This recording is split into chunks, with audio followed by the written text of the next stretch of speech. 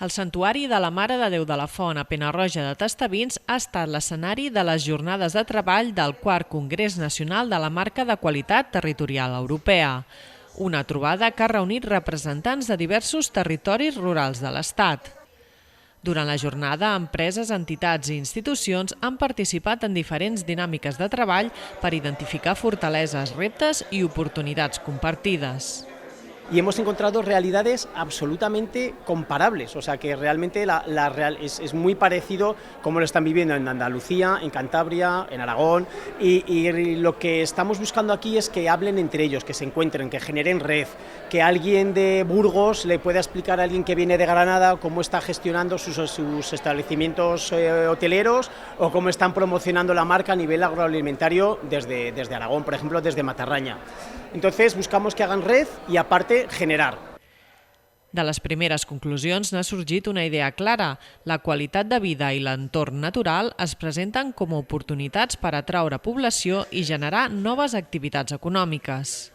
Tienen un valor importantísimo que ha salido reflejado en el diagnóstico, que es todos los aspectos relacionados con el bienestar que se está buscando ahora tanto. Pues estamos en un entorno desde luego natural, un entorno mucho más sostenible y que cada vez se tienen más servicios. Entonces se puede traer población con trabajo de calidad. Tot i això, els participants també han posat sobre la taula alguns dels principals reptes que afronta el món rural. Entre ells, la necessitat de millorar serveis i equipaments per evitar la saturació i les desigualtats respecte a les grans ciutats.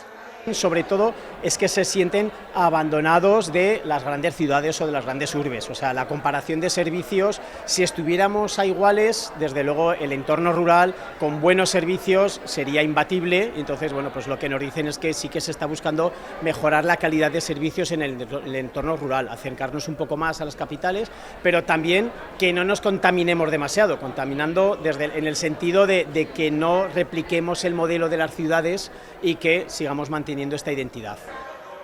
Les conclusions extretes d'aquestes taules de treball serviran per elaborar un full de ruta conjunt de la marca de qualitat, un document que haurà de marcar les futures accions de la xarxa i reforçar un model de desenvolupament basat en la cooperació, la sostenibilitat i l'arrelament al territori.